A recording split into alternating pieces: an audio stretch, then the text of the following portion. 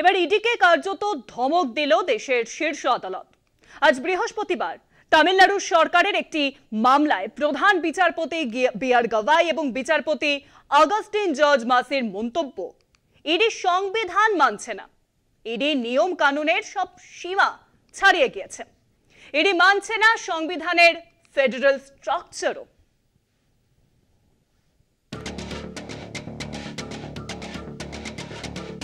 একটি 1000 কোটি টাকার ঘুষের অভিযোগে হওয়া মামলায় ইডি যে পদ্ধতিতে তামিলনাড়ু সরকারের বিরুদ্ধে তদন্ত চালিয়েছে তার পরিপ্রেক্ষিতেই এই মন্তব্য। প্রায় একই অভিযোগ অবশ্য বিরোধীদেরও। বিরোধীরা বহুদিন ধরেই অভিযোগ করে এসেছে যে ইডিকে বিরোধী রাজনৈতিক দলের নেতাদের বিরুদ্ধে এবং বিরোধী দলের হাতে থাকা সরকারের বিরুদ্ধে ব্যবহার করছে মোদী সরকার। অভিযুক্তরা বিজেপিতে যোগ দিলে সব তদন্ত বন্ধ করে দেওয়া হচ্ছে। এই প্রসঙ্গেই এসে পড়ে ইডির তদন্তের পরিণতির কথা। চলতি বছরেই সংসদে কেন্দ্রীয় অর্থ দপ্তরের রাষ্ট্রমন্ত্রী পঙ্কজ চৌধুরী ইডি নিয়ে একটি লিখিত বিবৃতি দিয়েছিলেন। তাতে বলা হয়েছিল 2015 এপ্রিল থেকে 2025 ফেব্রুয়ারি পর্যন্ত 10 বছর সময়ে ইডি 193টি মামলা করেছে।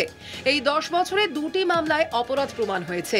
ইডির সঙ্গেই চলে আসে কেন্দ্রের হাতে থাকা আরেকটি তদন্তকারী সংস্থা সিবিআই এর কথা।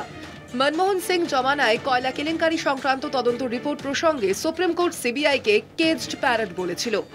সিবিআই সম্পর্কে সেদিন শীর্ষ আদালতের মন্তব্য ছিল, খাঁচার তোতা পাখি প্রভুর শেখানো কথা বলছে। তারপর 1 দশকের বেশি সময় কেটে গিয়েছে।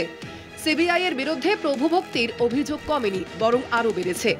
বেশি দিনের কথা নয়, সুপ্রিম কোর্টের প্রধান বিচারপতি এন.ভি. রমনাও রাজনৈতিক নেতৃত্বের হস্তক্ষেপে সিবিআই এর মতো নামী প্রতিষ্ঠানের অবনমন নিয়ে কিছু কঠোর মন্তব্য করে গিয়েছেন অবসরের আগে।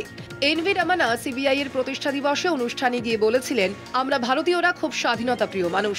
যখনই কোনো চেষ্টা হয়েছে সেই স্বাধীনতা ছিনিয়ে নেওয়ার, সতর্ক ভারতীয় নাগরিকেরা একটুও দ্বিধা করেনি সেই একনায়কের ক্ষমতা কেড়ে নিতে। তাই পুলিশ এবং তদন্তকারী সংস্থা সহ দেশের সব প্রতিষ্ঠানের ক্ষেত্রে এটা খুব জরুরি যে তারা যেন সবকিছুর আগে গণতান্ত্রিক মূল্যবোধকে জায়গা দেয়। তিনি বলেছিলেন, আমাদের সমাজের বহুত্ব তার উজ্জ্বল বৈচিত্র্যের সঙ্গে একনায়কতন্ত্র খাপ খায় না। দেশের প্রধান বিচারপতিকে কেন সিবিআই এর অনুষ্ঠানে গিয়ে একনায়কতন্ত্র নিয়ে কথা বলতে হয়েছিল? তিনি কি দেশবাসীকে কোনো সতর্ক বার্তা দিতে চেয়েছিলেন সেদিন? কলকাতা টিভি।